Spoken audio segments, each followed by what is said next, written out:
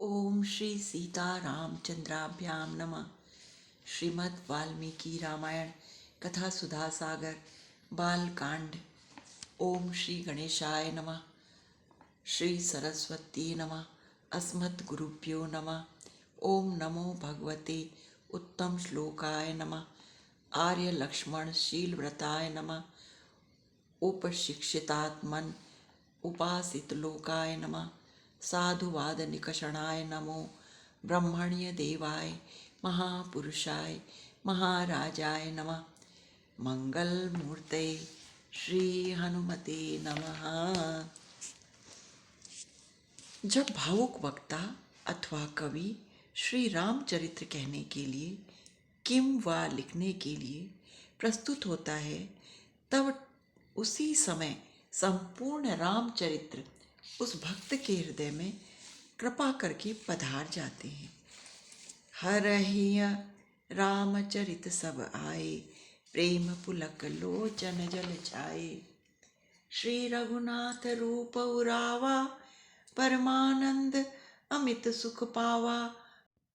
मगन ध्यान रस दंड जुग, पुनि मन बाहिर कीन। रघुपति चरित महेश तव, हर्षित वरने लीन। रामचरितमानस महर्षि वाल्मीकि जी के पावन मन में भी श्री राम जी के मंगलमय चरित्र नृत्य करने लगी। ततः पश्यति धर्मात्मा तत्सर्वं योगमास्थितः। पुरा यत् तत्र निवृत्तं पाणावामलकं यथा। धर्म में अर्थात श्री राम ही में जिनकी आत्मा अर्थात मन लगा हुआ है, ऐसे धर्मात्मा श्री वाल्मीकि जी ने पूर्व काल में जो जो चरित्र हुए थे उन सबको वहाँ अपने हाथ पर रखे हुए धात्री फल की तरह, आंवले की तरह प्रत्यक्ष देखा।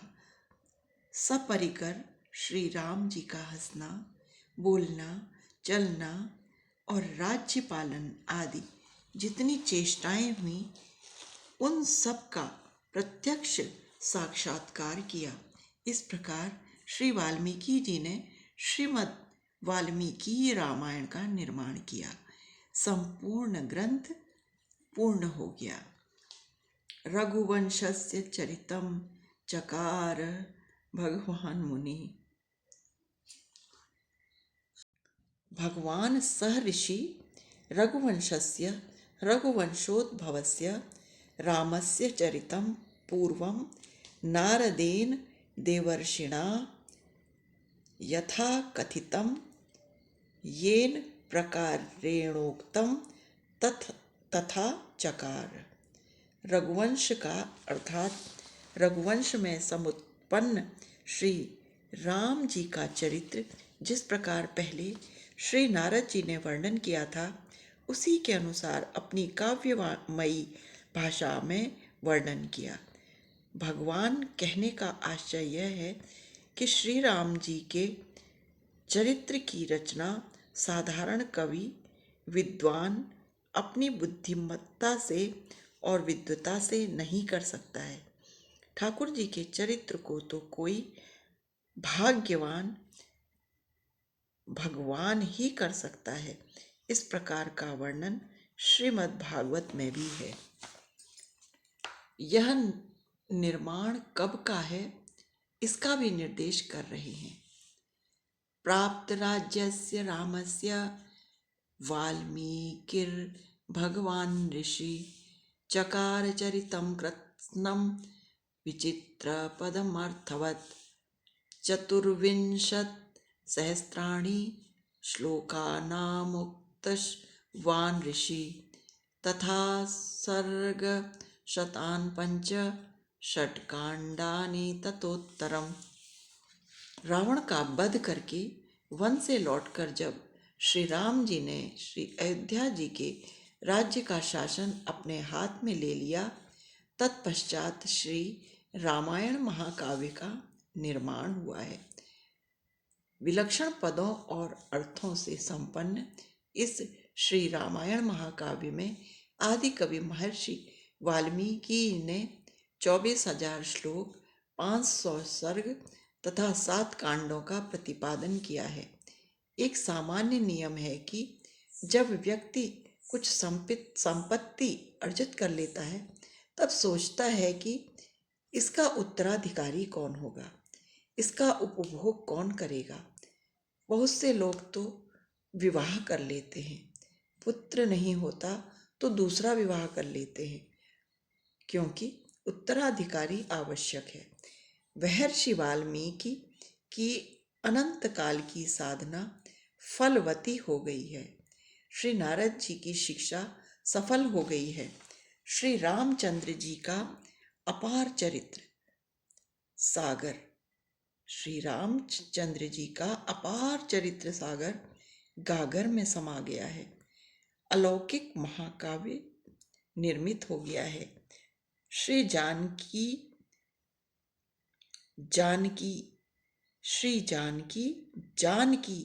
महती करुणा 24,000 की संहिता के रूप में समुलक्षित हो गई है। आज महर्षि स्वयं को कृतकृत्य अनुभव कर रहे हैं, परंतु साथ में ही चिंता हो गई है। आदि कवि सोचते हैं, इसे कौन कंठस्थ करेगा, महती भाषाओं में इसे कौन सुनाएगा। चिंतयामास कौन वेतत प्रयुंजीयादिति प्रभु। जब तक उत्तराधिकारी अर्थात सुयोग्य शिष्य नहीं मिलता, तब तक गुरु ऋण समाप्त नहीं होता है। यह चिंता भी साधारण गृहस्थी की चिंता नहीं है, साधारण साधु की भी चिंता नहीं है, अपितु महाप्राज्ञ की चिंता है। महती पूजनीया प्रज्ञा यस्य सह महाप्राज्ञ वाल्मीकि ही। साधारण संपत्ति के अधिकारी की चिंता नहीं है, अपितु विश्व वांग्मय के अनोखे महाकाव्य श्रीमद् रामायण के अधिकारी की चिंता है। कह पुरुषः प्रयुंजीयात वाग्विधेयम कुर्यात। जो महर्षि भावितात्मा है, श्री रामचरित्र के निर्माण से जिनका अंतःकरण परिशुद्ध हो गया है, भावितात्मनः श्री रामचरित बंधनेन शुद्ध चित्तस्य, वे चिंता कर रहे हैं। वे चिंता कर ही रहे थे कि उसी समय श्री ठाकुर जी की करुणामयी करुणा उद्वेलित हो गई, और वह करुणामय श्री राम की करुणा श्री लवकुश के रूप में आकर महर्षि के श्री चरणों में लोटपोट हो गई। तस्य चिन्तयमानस्य महर्षेर्भावितात्मना अग्रहीतां ततः पादो मुनिवेशो कुशीलवो।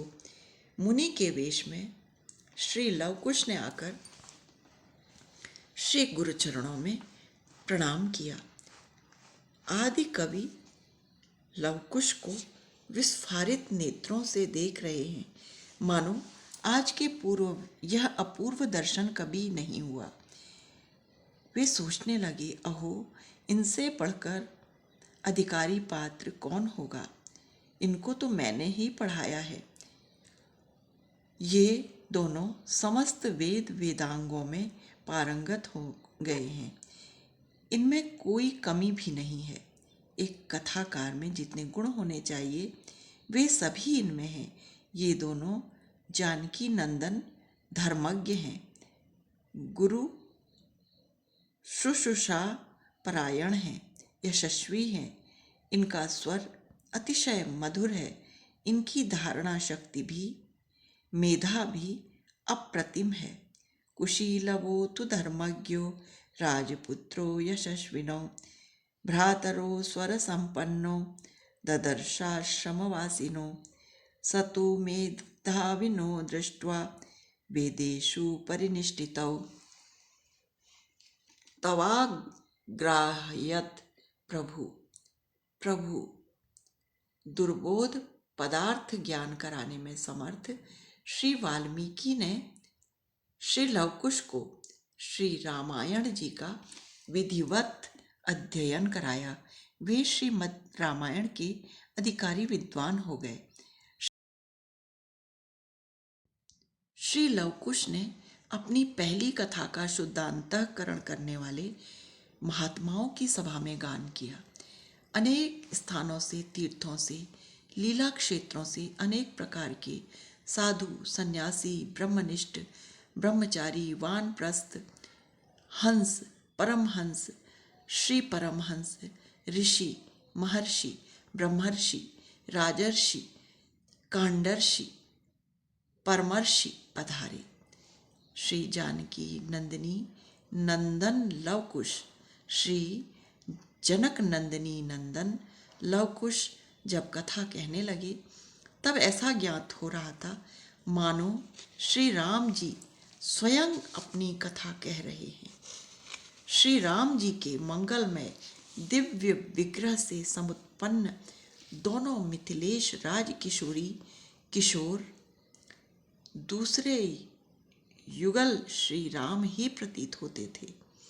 श्री राम जी की ही तरह सुंदर स्वरूप और शुभ लक्षण उनकी सहज संपत्ति थे। वे दोनों भाई मिष्टभाषी थे।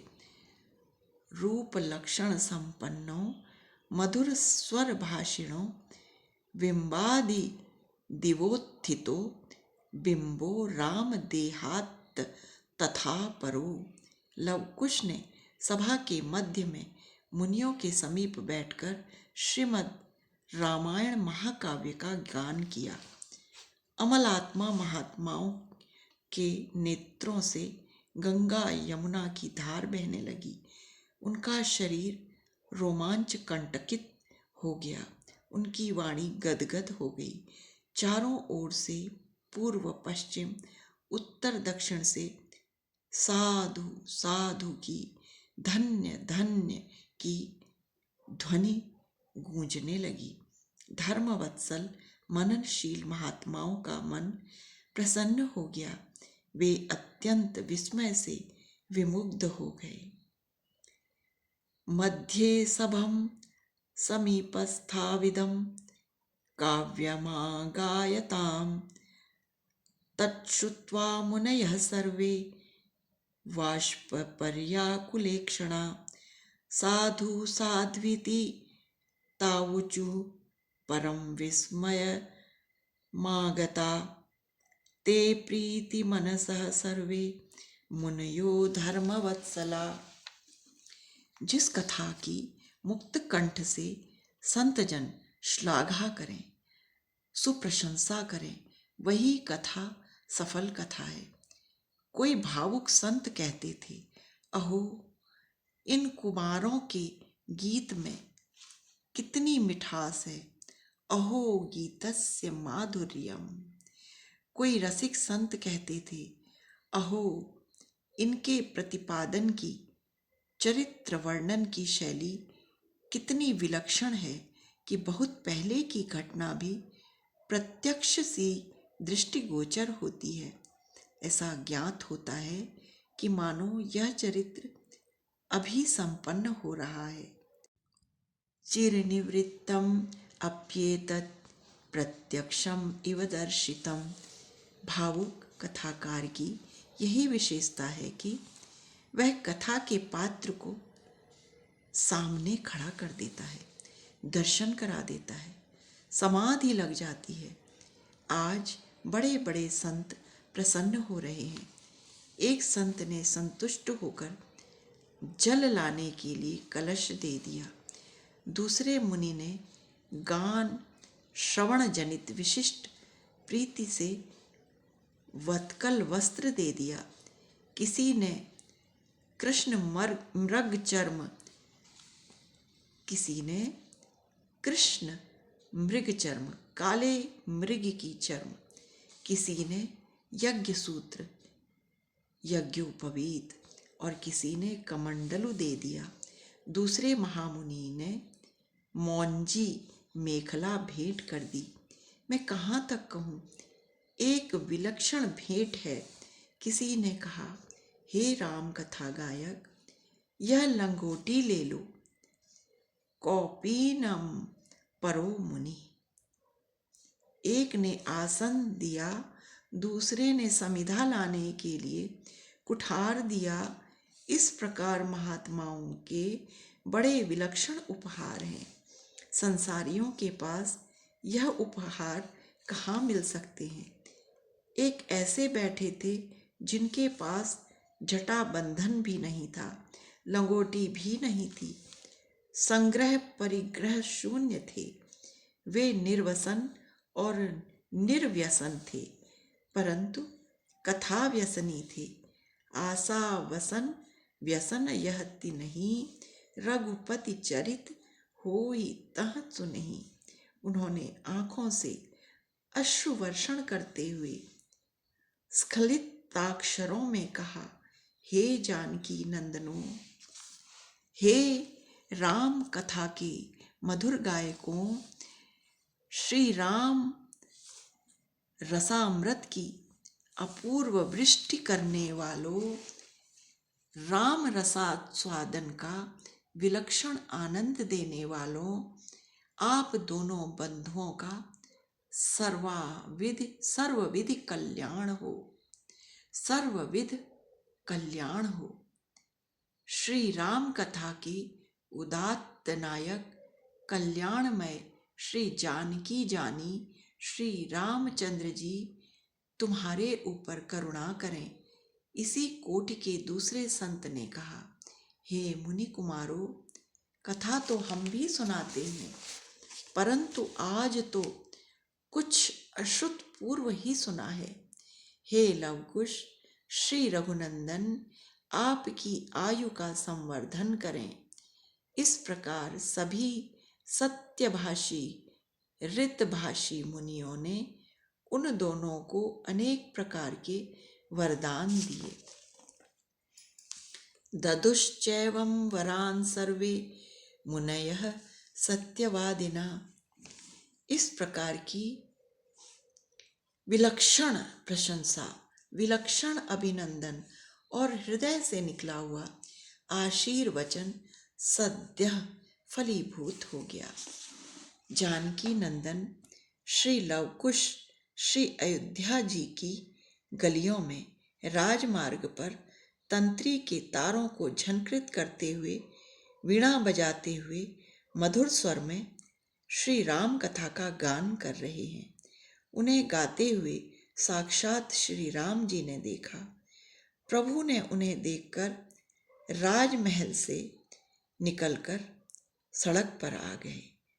प्रभु उन्हें देखकर राजमहल से निकलकर सड़क पर आ गए। रघुनंदन का वात्सल्य रस छलक पड़ा, हृदय स्नेहातिरेक से परिपूर्ण हो गया।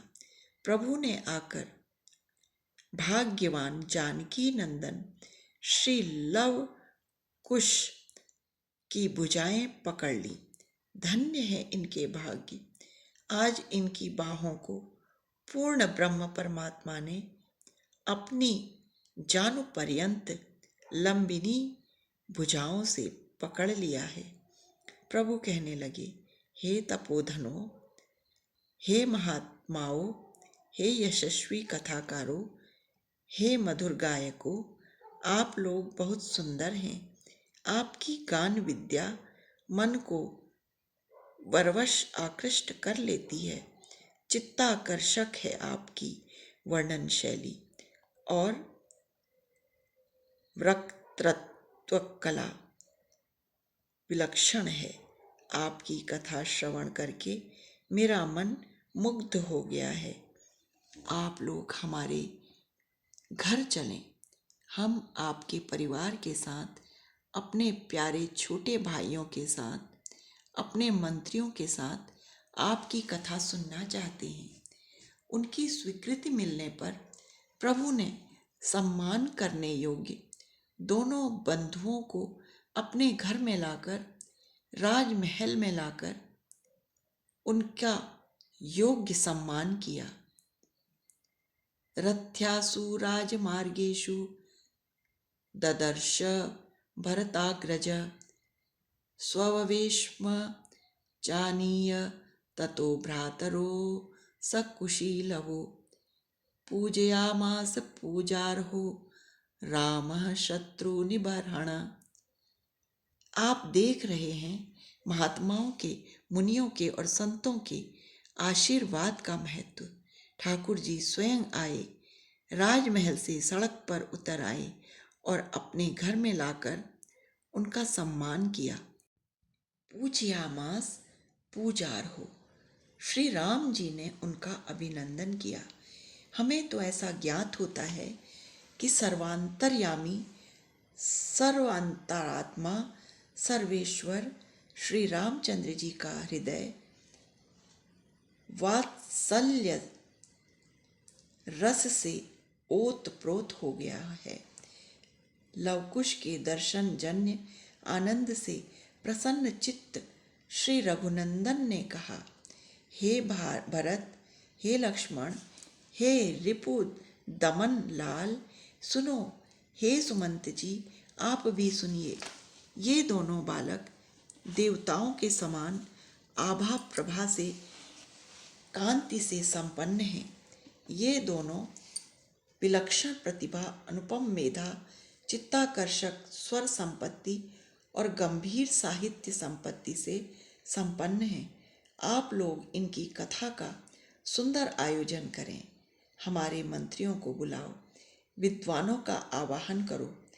श्री अयोध्या के ऋषियों, वेदज्ञों, वेदार्थज्ञों, पौराणिकों, शास्त्रज्ञों और कथाकारों को आदरपूर्वक बुलाओ। सबके बैठने की उचित व्यवस्था करो। ये तपस्वी कुमार विलक्षण, सुलक्षण और विचक्षण हैं। अपूर्व कथा रस का समास्वादन कराते हैं। उवाच लक्ष्मणं रामः शत्रुघ्नं भरतं तथा श्रूयतामेतदाख्यां मनयोर्देववर्चसो। राजराजेश्वर अयोध्यानाथ श्री राम जी की आज्ञानुसार समस्त व्यवस्था हो गई। सुंदर व्यासपीठ पर विराजमान श्री लवकुश को कथा कहने के लिए प्रभु ने प्रेरित किया। गायकौ समचौदयत गायनाय प्रेरयामास। श्री रामचंद्र जी की प्रेरणा से प्रेरित होकर श्री लवकुश मार्ग विधान की रीति से श्री रामायण जी का गान करने लगे। गायन दो प्रकार के होते हैं, मार्ग और देशी। भिन्न भिन्न देशों की प्राकृत भाषा में गाए जाने वाले गायन की देशी संज्ञा होती है और समस्त राष्ट्र में प्रसिद्ध भाषा का समाश्रयण करके गाए जाने वाले गायन की मार्ग संज्ञा होती है। श्री कुश और लव संस्कृत भाषा में मार्ग पद्धति से गाने लगे। ततस्तु तौ रामवचः प्रचोदिताव गायताम मार्ग विधान संपदा। उनका उच्चारण इतना स्पष्ट था कि सुनते ही अर्थ का बोध हो जाता था। विश्रुतार्थम गायताम, उनका गान श्रवण करके सुनने वालों के संपूर्ण अंगों में आनंद जन्य रोमांच हो आया और सबके मन में तथा अंतःकरण में आनंद की तरंगें उठने लगी। भगवत कथा का रस समुच्छलित हो गया।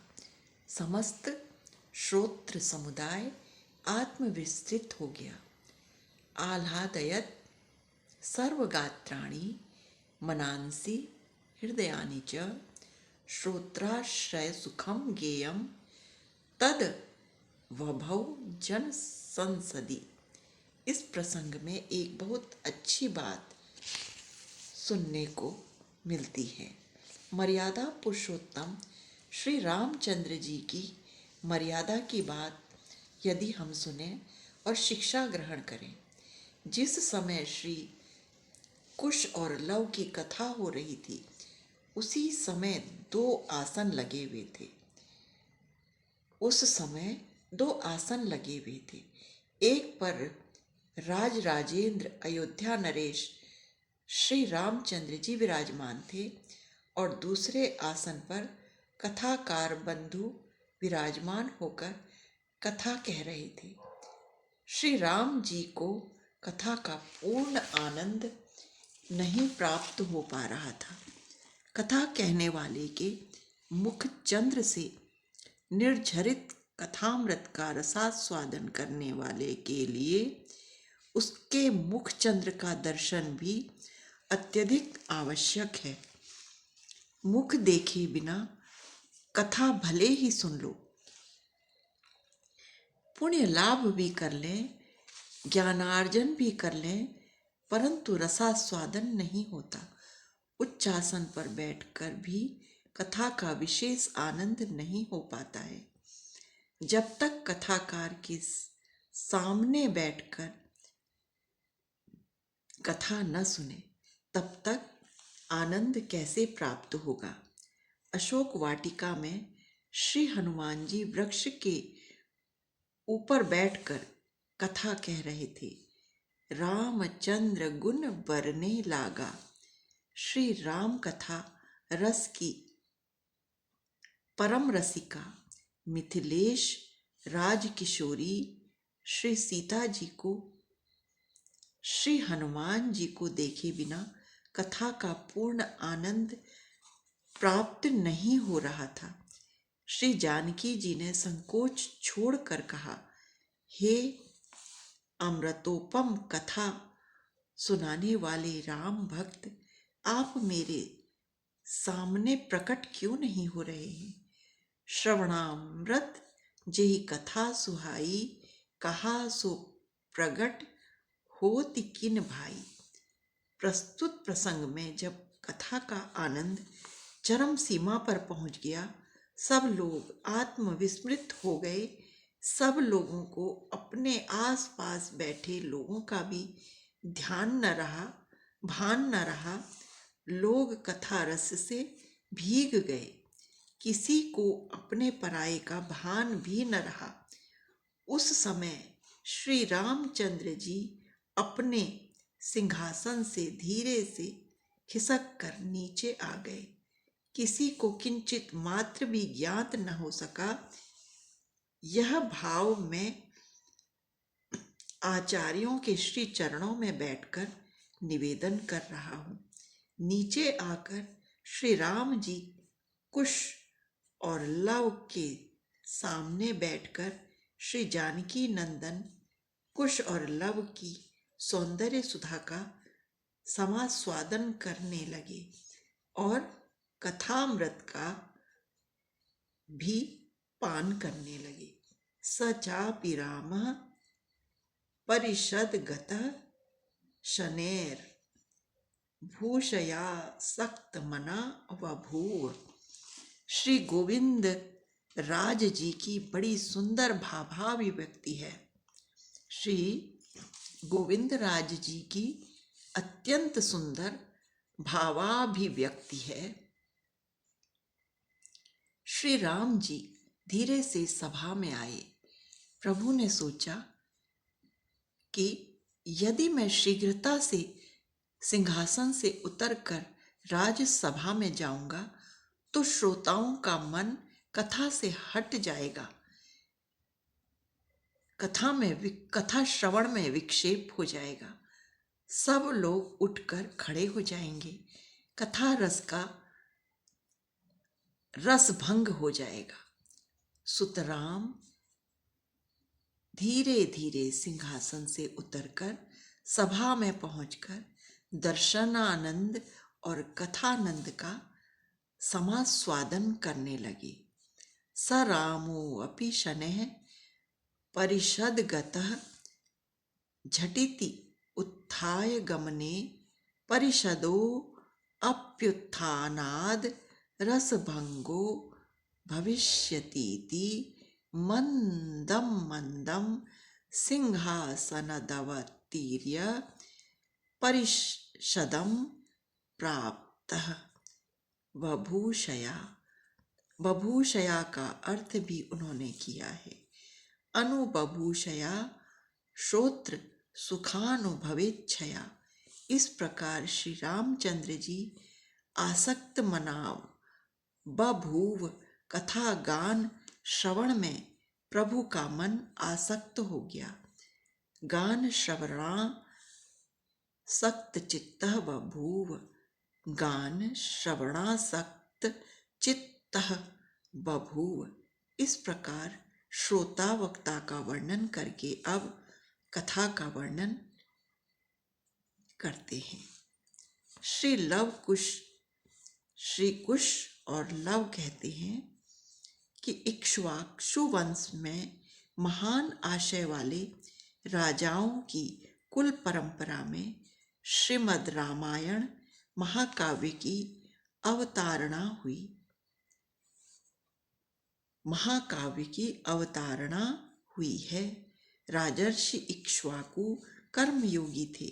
भगवान श्री कृष्णचंद्र अपने प्रिय शिष्य श्री अर्जुन जी से कहते हैं, इमं विवस्वते योगम प्रोक्तवान हमव्ययम विवस्वान मनवे प्राह मुनिरिक्ष्वाक वे अब्रवीत। गीता 4/1। हे अर्जुन, कर्मयोग की शिक्षा मैंने सबसे पहले सूर्य को दी है। मेरा पहला शिष्य सूर्य है। सूर्य कर्मयोगी हैं। एक क्षण के लिए भी उनकी गति कर्म में विराम नहीं है। सूर्य, चंद्र और वायु एक क्षण के लिए भी रुक जाएं तो हाहाकार मच जाएगा। ये सब कर्मयोगी हैं।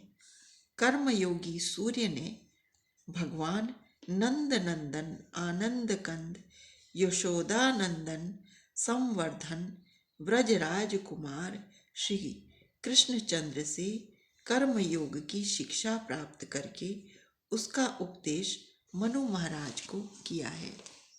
उस परंपरा को आगे बढ़ाते हुए श्री मनु ने इक्ष्वाकु को कर्मयोग का आचार्य बनाया। इस प्रकार कर्मयोग के आचार्यों की परंपरा में भगवान श्री राम आते हैं। मैं आपको साधारण व्यक्तित्व वाले व्यक्ति की कथा नहीं सुनाऊंगा। उन्हीं कर्मयोग के आचार्य राजाधिराज महाराज श्री रामचंद्र की कथा सुनाऊंगा। कथा के आरंभ में श्री लव कुश लव श्रोताओं के लिए अत्यंत सुंदर उपदेश देते हैं। श्रोतव्य मनुसूयता, अर्थात आप लोग असूया दोष दृष्टि का परित्याग करके सुने, श्रद्धा पूर्वक सुने। जो असूया रहित होगा वही इस कथा के श्रवण का सच्चा अधिकारी है। असूया राहित्यमेव एतत् श्रवणाधिकारी विशेषणम, तिलक टीका से लिया गया है। मानस नंदिनी वाशिष्ठी श्री सरयू के पावन तट पर श्री अयोध्या नाम की नगरी है। यह नगरी समस्त लोकों में विख्यात है। अयोध्या का अर्थ है कि जहाँ कोई लड़ाई झगड़ा बखेड़ा न हो। न योध्या इति अयोध्या। आज भी श्री अयोध्या जी शांत हैं। जितने साधु संत श्री अयोध्या जी में रहते हैं उतने कहीं अन्यत्र नहीं रहते। श्री अयोध्या जी को किसी जनसाधारण ने नहीं बसाया है। इस पुरी का निर्माण मानवेंद्र मुनि ने स्वयं किया है। अयोध्या नाम नगरी तत्रासील्लो कविश्रुता मुनिना मानवेंद्रेण या पुरी निर्मिता स्वयं। रामायण शिरोमणि टीकाकार लिखते हैं, लोक विश्रुता स्वर्गादिलोक प्रसिद्धा या अयोध्या नाम नगरी स्वयमासीत स्वेच्छया प्रकटीभूता सा मानवेंद्रेण मनवस्वामिन्या मुनिना पुरी स्वराजधानी निर्मिता कृता। एतेनायोध्याया रामाभिन्नत्व नित्यत्व चेतनात्वानि व्यंजितानि। अर्थात स्वर्गादि लोकों में प्रसिद्ध श्री अयोध्या जी स्वयं अपनी इच्छा से ही प्रकट हुई हैं। मानवेंद्र मुनि ने तो इस पुरी को अपनी राजधानी बनाया है। भाव यह है कि श्री अयोध्या जी श्री राम जी से अभिन्न है, नित्य है और जड़ नहीं है, अपितु चेतना युक्त है। भारतवर्ष की 7 पावन पुरियों में श्री अयोध्या जी मस्तक स्थापना सर्वश्रेष्ठ है। अयोध्या मथुरा माया काशी कांचीय अवंतिका पुरी द्वारावती गेया सप्तेता मोक्षदायिका। श्री अयोध्या जी के वैभव का अत्यंत सुंदर वर्णन है श्रीमद् रामायण में। उस वर्णन को मैं प्रणाम करते हुए एक एक बात कहूँगा। जहाँ भोजन आदि की सुंदर व्यवस्था हो, वही स्थान सुंदर माना जाता है। श्री अयोध्या जी में महकता हुआ और चांदी की तरह चमाचम चमकता हुआ शाली नाम का धान प्रभूत मात्रा में होता था। शालयः श्वेत तांडुला, शालयः श्वेत तांडुलाः। श्री अयोध्या जी का जल तो इतना मधुर है मानो इक्षुरस अर्थात गन्ने का रस हो। इक्षुरस और श्वेत सुगंधित चावल का जोड़ा है। कभी किसी ने बनाकर ठाकुर जी को भोग लगाया तो आनंद ही आ जाएगा। इसमें जल की आवश्यकता ही नहीं है। शालित तांडुल संपूर्णाम इक्षुकांडर सोदकाम, ऐसा श्री अयोध्या जी के राजा चक्रवर्ती श्री दशरथ जी थे। तस्याम पुर्यमायोध्यायाम वेदविद सर्व सांग्रह दीर्घदर्शी महातेजा पौरजान पदप्रिय इक्ष्वाकु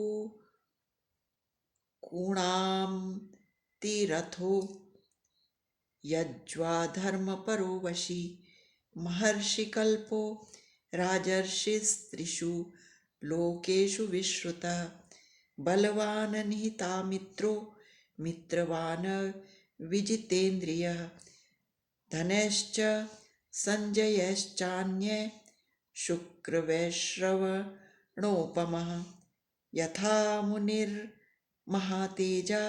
लोकस्य परिरक्षिता तथा दशरथो राजा लोकस्य परिरक्षिता। श्री अवध में रहकर प्रजा वर्ग का परिपालन करते थे श्री दशरथ जी। वे वेद वेत्ता थे, अर्थात वेदों में और वेदार्थों के जानकार थे, सर्व संग्रह थे। भाव ऐसा कि धन आदि वस्तु समर्पित करके वीरों और विद्वानों का संग्रह करते थे। शूराणाम विदुषांच संग्रह, सर्वसंग्रह, दीर्घदर्शी थे। भविष्य में घटने वाली घटना के ज्ञाता थे। दीर्घम चिरकाल भावी पदार्थम द्रष्टुम शीलमस्यास्तीति दीर्घदर्शी। महातेजस्वी, महापराक्रमी थे। वे अपने नगर निवासियों से प्रेम करते थे और उनकी प्रजा नागरिक उन्हें प्यार करते थे। उनके प्रजा नागरिक उन्हें प्रेम करते थे। अतिरथी वीर थे, अर्थात 10,000 वीरों से अकेले ही युद्ध करने में समर्थ थे। श्री दशरथ जी के रथ की अबाध गति थी। उनका रथ 10 दिशाओं में जाता था। दशसु दिक्षु गतो रथो यस्य सह दशरथः। वे यज्वा थे, यज्ञ करने वाले थे, धर्मपरायण और जितेंद्रिय थे। वे राजर्षि होकर भी महर्षियों के गुणों से संपन्न थे। वे त्रिषु लोकेषु विश्रुतः, अर्थात तीनों लोकों में वे प्रख्यात कीर्ति थे। तीनों लोकों में वे प्रख्यात कीर्ति थे। वे बलवान, शत्रु रहित मित्रों से युक्त और इंद्रिय जित थे। इंद्र और कुबेर के तुल्य धन और अन्य पदार्थों के संग्रही थे। महान तेजस्वी राजर्षि मनु की भांति जगत के रक्षक थे। श्री दशरथ जी की सबसे बड़ी विशेषता यह थी कि वे कौसल्यानंदन संवर्धन रघुनंदन श्री रामचंद्र जी के पिताश्री थे। उनके वत्सल स्नेह के कारण ही पूर्ण ब्रह्म परमात्मा उनके पुत्र हुए थे। दशरथ गुण गण बरन न जाहि, अधिक कहा जेहि सम जग नाही। जासु सनेह सकोच बस, राम प्रकट भय आई। जे हरहिय नयन कबहु निरखे नहीं अघाई। गोस्वामी श्री तुलसीदास जी ने श्री दशरथ जी का वर्णन अत्यंत संक्षेप में परंतु अत्यंत भावपूर्ण वर्णन किया है। अवधपुरी रघुकुल मणि राव, वेद विदित तेहि दशरथ नाऊ। धर्म धुरंधर गुण निधि ज्ञानी, हृदय भगति मति सारंग पानी। राज्य के 7 अंग प्रधान होते हैं। राजा, मंत्री, मित्र, खजाना, राष्ट्र, किला और सेना। इनमें मंत्री अत्यंत महत्वपूर्ण अंग है।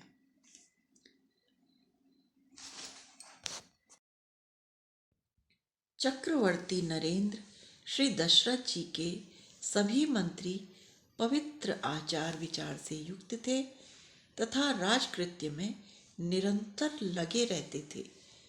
8 मंत्री प्रधान थे। इनके अतिरिक्त श्री वशिष्ठ जी और श्री वामदेव जी, ये 2 सर्वमान्य पुरोहित थे। ये राज्य के सर्वविध हित में संलग्न रहते थे। इनका अत्यंत प्रभाव था। ये पुरोहित भी थे और महामंत्री भी थे। इनके किसी भी परामर्श का अत्यधिक सम्मान था। इनके अतिरिक्त राजेंद्र श्री दशरथ जी के 7 मंत्री और थे। ये सभी ब्रह्मर्षि थे। ये अपनी अपनी मंत्रणा और तपस्या से देश की रक्षा में सदैव तत्पर रहते थे। ऋत्विजो द्वाभिमतो तस्यस्ताम ऋषि सत्तमो वशिष्ठो वामदेवश्च मंत्रिणश्च तथा परे सुयज्ञोऽप्यथ जाबाली काश्यपोऽप्यथ गौतम मार्कण्डेयस्तु दीर्घायुस्तथा कात्यायनो द्विजः। इन तेजस्वी मंत्रियों से घिरे रहकर राजेंद्र श्री दशरथ उसी प्रकार अत्यंत सुशोभित होते थे जिस प्रकार अपनी तेजोमयी किरणों के साथ समुदित होकर भगवान भुवन भास्कर सूर्य प्रकाशित होते हैं। धर्म तत्वज्ञ चक्रवर्ती श्री दशरथ जी इतने प्रभावशाली होकर भी पुत्र के लिए सदैव चिंतित रहते थे। तस्य चैवं प्रभावस्य धर्मज्ञस्य महात्मनः सुतार्थं तप्यमानस्य नासीद वंशकरः सुतः। वंशकरः सुतः का भाव है कि पुत्र का स्नेह देने वाले, पुत्र की तरह सेवा करने वाले तो अनेक लोग थे, परंतु वंश प्रवर्तक कोई पुत्र नहीं था। अतः नासीद वंशकरः सुतः, अथवा पुत्र कई प्रकार के होते हैं, नाद पुत्र, भावपुत्र औरस पुत्र आदि। राजा के पास वंश चलाने वाला औरस पुत्र नहीं था, इसलिए महाराज अत्यंत दुखी रहते थे। एक बार भूपति मन माही भैगलानि मोरे सुत नाही। महाराज ने मंत्रियों से परामर्श करके अश्वमेध यज्ञ करने का निश्चय किया। अपने निश्चय को पूर्ण करने के लिए सुमंत्र से महर्षियों को बुलवाया। सुमंत्र के आदर पूर्वक निमंत्रण देने पर सुयज्ञ, वामदेव, जाबाली, काश्यप और श्री वशिष्ठ आदि ऋषिगण पधारे। श्री दशरथ जी ने उन सभी समागत संतों, ब्राह्मणों और ऋषियों का विधि पूर्वक पूजन करके धर्म और अर्थ से संयुक्त मधुर वचन इस प्रकार कहे। मम लालप्यमानस्य सुतार्थम नास्ति वै सुखम तदर्थम हयमेधेन यक्ष्याम इति मतिर्मम। हे महर्षियों, मैं पुत्र के लिए सदैव ही विलाप करता रहता हूँ। मुझे किसी वस्तु पदार्थ से, किसी व्यक्ति से, किम बहुना किसी प्रकार से सुख नहीं मिलता है। अतः मैं पुत्र प्राप्ति के लिए अश्वमेघ यज्ञ के द्वारा भगवान श्री हरि को प्रसन्न करना चाहता हूँ। आप लोग कृपा करके अनुमति दें कि मैं इस कार्य में प्रवृत्त हूँ। राजा की प्रार्थना सुनकर उनके प्रस्ताव का समस्त ब्राह्मणों ने साधु साधु कहकर समर्थन किया और यज्ञ करने की अनुमति प्रदान की। ततः साध्वीति तद्वाक्यम ब्रह्मणाः प्रत्यपूजयन् वशिष्ठ प्रमुखाः सर्वे पार्थिवस्य मुखेरितम्। पुत्र प्राप्ति के लिए अश्वमेघ यज्ञ की चर्चा सुनकर परम हितैषी मंत्री सुमंत्र जी ने राजा से एक निपट एकांत में कहा, हे नरेंद्र, पूर्व काल में कृतयुग में भगवान सनत कुमारों ने ऋषियों की सन्निधि में एक कथा सुनाई। वह कथा आपकी पुत्र प्राप्ति से संबंध रखने वाली है। श्री सनत कुमार जी ने कहा कि महर्षि काश्यप के विभांडक नाम के एक पुत्र हैं। उनके ऋष्य श्रृंग नाम के पुत्र होंगे। वे सदैव वन में रहेंगे, वन में ही लालित पालित होकर बड़े होंगे। एतश्रुत्वा रहसूतो राजानामिदं ब्रवीत् श्रूयतां तत्पुरावृत्तं पुराणे च मया श्रुतं ऋत्विग्भिर्रूप दृष्टोऽयं पुरावृत्तो मया श्रुतः। सनत्कुमारो भगवान् पूर्वं कथितवान् कथां ऋषीणां सन्निधौ राजन्स्त्व पुत्रागमं प्रति काश्यपस्य च पुत्रेस्ति विभाण्डक इति श्रुता ऋष्यशृङ्ग इति ख्यातस्तस्य पुत्रो भविष्यति स वने नित्यसमृद्धो मुनिर्वनचर सदा।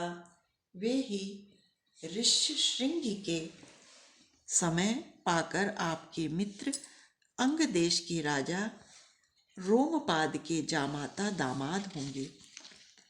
मित्र के नाते वे भी आपके भी जामाता ही हैं। वे ही आपकी पुत्र प्राप्ति के लिए पुत्रेष्टि यज्ञ कर्म संपादित करेंगे। यह श्री सनत कुमार जी की भविष्यवाणी मैंने आपकी सेवा में निवेदन कर दी। ऋष्यशृंगस्तु जामाता पुत्रांस्तव विधास्यति सनत कुमार कथितमेव तावद व्याहृतं मया। श्री सुमंत्र जी की बात सुनकर श्री नारद जी अत्यधिक प्रसन्न हुए। उन्होंने पूछा कि हे मुनि कुमार, ऋष्यशृंग अंग देश में राजा रोमपाद के पास किस प्रकार आए, यह सब कथा आप हमें सुनाइए। अथ हृष्टो दशरथ सुमंत्रं प्रत्यभाषत यथर्ष्य शृंगस्त्वानीतो येनोपायेन सोच्यताम्। सुमंत्र जी ने श्री दशरथ जी से कहा, हे नरेंद्र, भगवान सनत कुमार ने यह भविष्यवाणी भी कर दी थी कि जब राजा धर्म का उल्लंघन हो जाने के कारण सुदारुणा लोक भयावह और अत्यंत घोर अनावृष्टि के कारण अतिशय दुखी हो जाएंगे, तब ऋषि मुनियों की शरण में आएंगे। महात्मा लोग उन्हें ऋष्यशृंग जी का परिचय देंगे और आगे यह भी बताएंगे कि यदि वे आपके राज्य में आ जाएं तो अनावृष्टि भी समाप्त हो जाएगी। श्री सनत कुमार जी ने कहा कि जब रोमपाद के मंत्री किम व पुरोहिता भय के कारण उनके पास जाने में अपनी असमर्थता प्रकट कर देंगे, तब राजा गणिकाओं को भेजेंगे। भोले भाले ऋष्यशृंग ऋषि जो स्त्री और पुरुष का भेद भी नहीं जानेंगे, जिन्होंने फलाहार के अतिरिक्त कभी अन्न भी नहीं पाया होगा, वे सरल संत उन मुनिवेश धारिणी गणिकाओं के माया जाल में फंसकर अंग देश आ जाएंगे। उन महात्मा ब्राह्मण के अंग देश में प्रवेश करते ही राजा इंद्र जी संपूर्ण जगत को प्रसन्न करते हुए सहसा जल बरसाना आरंभ कर देंगे। तत्र चानीयमाने तु विप्रे तस्मिन् महात्मनि ववर्षा सहसा देवो जगत प्रह्लादयंस्तदा। अवर्षण समाप्त हो जाएगा, मूसलाधार वृष्टि होने लगेगी, धरा तृप्त हो जाएगी, धारा प्रवाहित होने लगेगी, मानव तृप्त हो जाएंगे, पशु तृप्त हो जाएंगे, पक्षी तृप्त हो जाएंगे, सब के सब संतृप्त हो जाएंगे। इससे राजा रोमपाद को अतिशय प्रसन्नता होगी और वे अपनी कन्या शांता का विवाह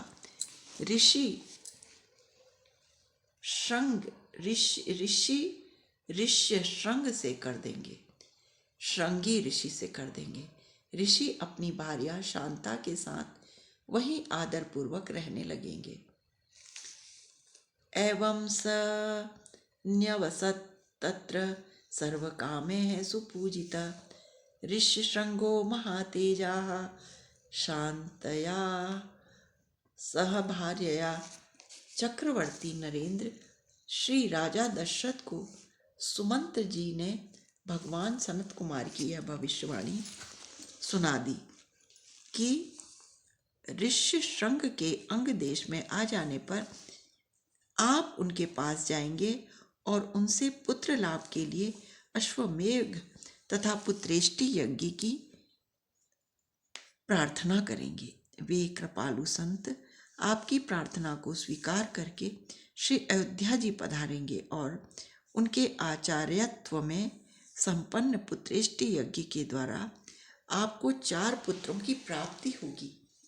वे चारों पुत्र अप्रमेय, अप्रतिम, पराक्रमी होंगे। अतः मनुवंश की प्रतिज्ञा की अभिवृद्धि करने वाले होंगे, इसलिए सर्वत्र प्रतिष्ठा की अभिवृद्धि करने वाले होंगे, इसलिए सर्वत्र त्रैलोक्य में प्रख्यात होंगे। पुत्राश्चास्य भविष्यन्ति चत्वारो अमित विक्रमाः वंश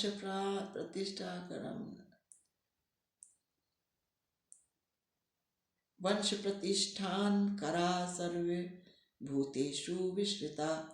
अब तो सुमंत्र जी के मुख से यह भविष्य कथा भविष्यवाणी सुनकर दशरथ जी परम आनंदित हुए, प्रसन्न हुए।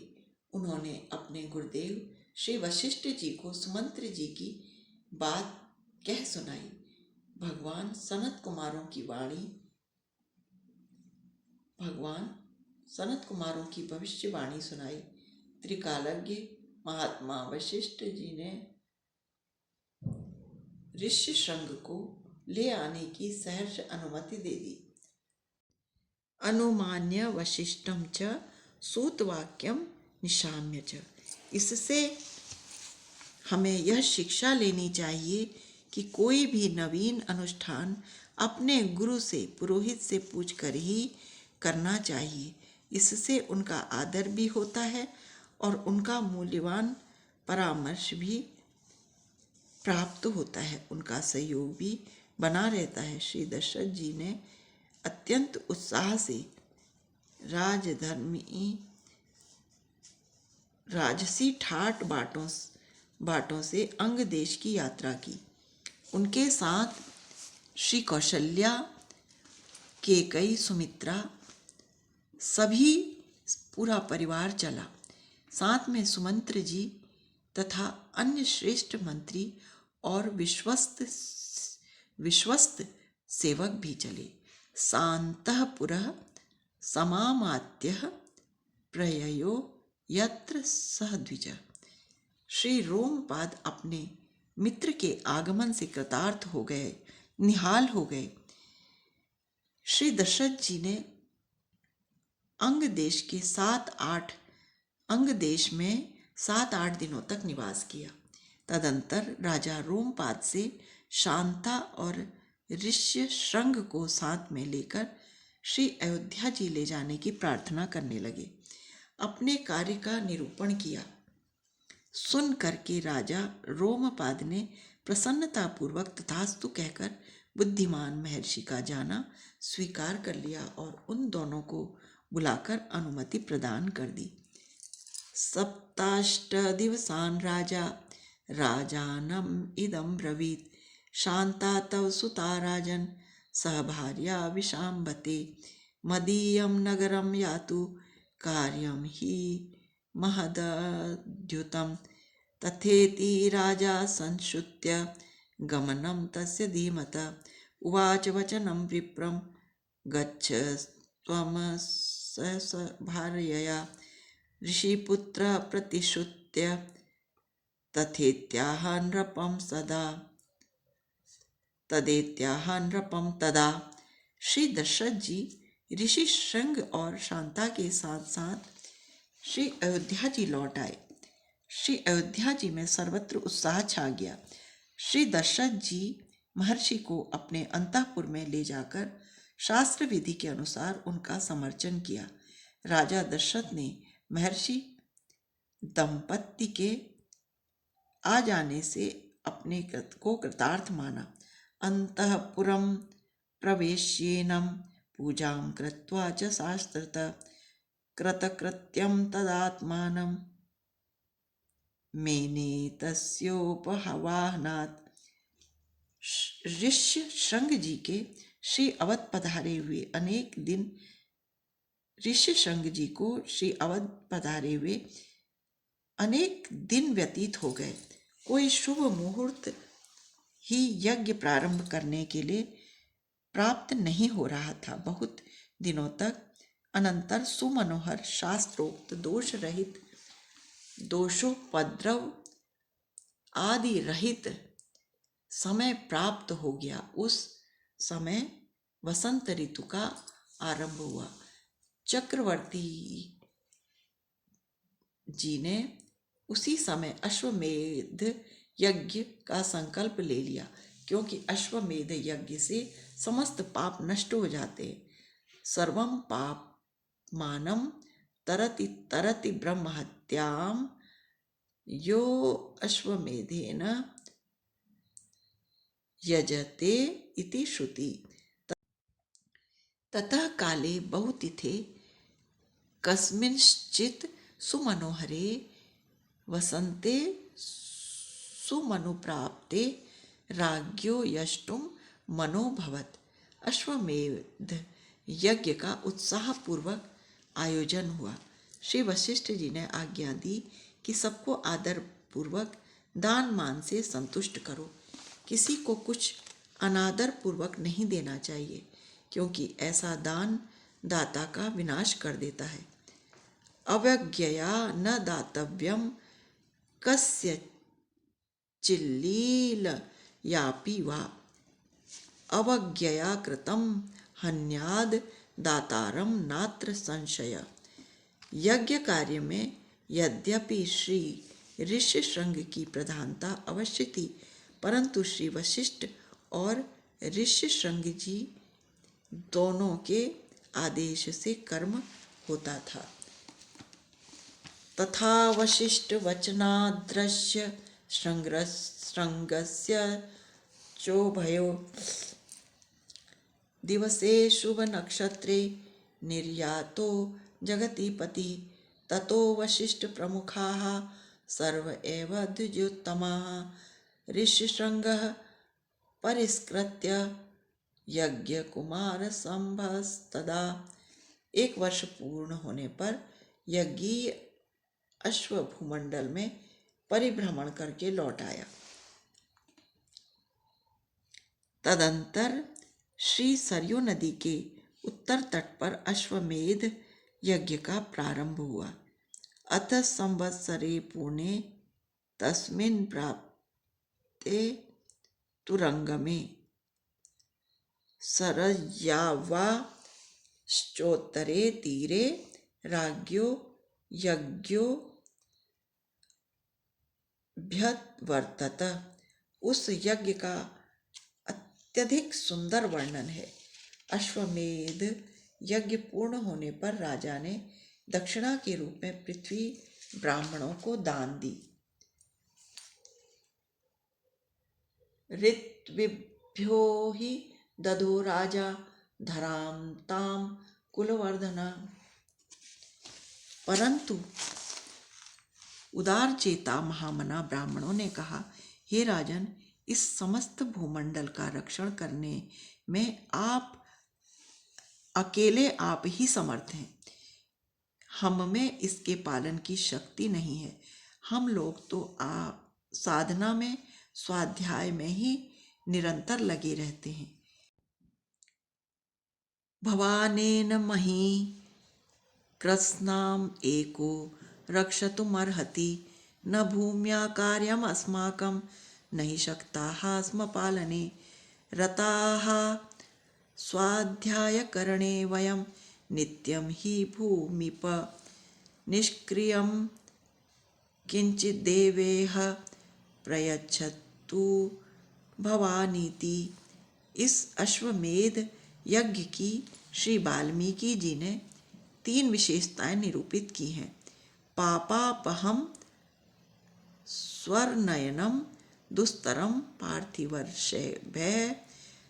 पापापहम पुत्रोत्पत्ति में, श्री राम प्राप्ति में अंतरायभूत प्रतिबंधक पापों का विनाश करने वाला यह यज्ञ है। पापापहम पापम पुत्रोत्पत्ति प्रतिबंधक दुरतिम पहनीति। पापापहम किं वा स्वनित्य पुत्र वियोग हेतु भूत विघ्न ध्वंसकम स्वर्णयम। प्राकृत प्राणियों को स्वर्ग की प्राप्ति कराने वाला है।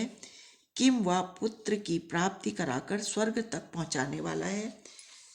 प्राकृत जनानाम स्वर्ग प्रापकम।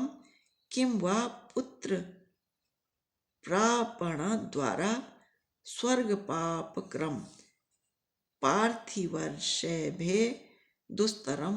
श्रेष्ठ राजा लोगों के लिए भी अश्वमेध यज्ञ का आदि से अंत तक पूर्ण कर लेना सरल नहीं था। पार्थिवर्षमय खंडमंडलेश्वर श्रेष्ठे दुस्तरम दुष्प्रापहम। इस प्रकार के दुर्लभ महत्वपूर्ण पापनाशक अश्वमेध यज्ञ के परिपूर्ण होने पर चक्रवर्ती राजा श्री दशरथ जी ने ऋष्यशृंग से पुत्रेष्टि यज्ञ की प्रार्थना की। द्विज श्रेष्ठ ऋष्यशृंग ने राजा की प्रार्थना स्वीकार करके कहा, हे चक्रवर्ती नरेंद्र, आपके एक नहीं 4 पुत्र होंगे और वे सब असाधारण होंगे। ततो ब्रवीत ऋष्यशृंग राजा दशरथस्तथा कुलस्य वर्धनम तत् तु कर्तुमर्हसि सुव्रत। तथेति च राजानुवाच द्विजसत्तमा भविष्यन्ति सुता राजश्चत्वारस्ते कुलोद्वः। मेधावी तु ततो ध्यात्वा स किंचिदुस्तरं लब्ध संज्ञस्ततस्तं तु वेदज्ञो नृपमब्रवीत्।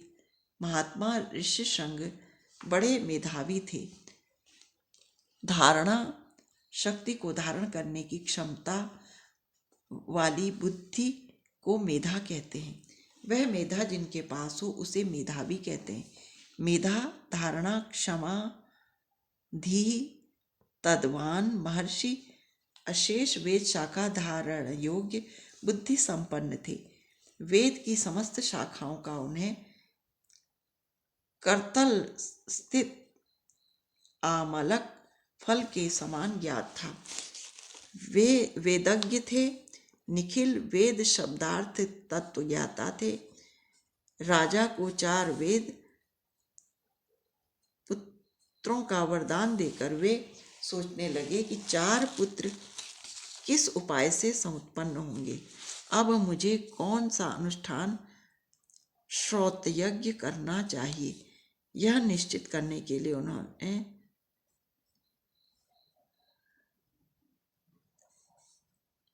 यह निश्चय किया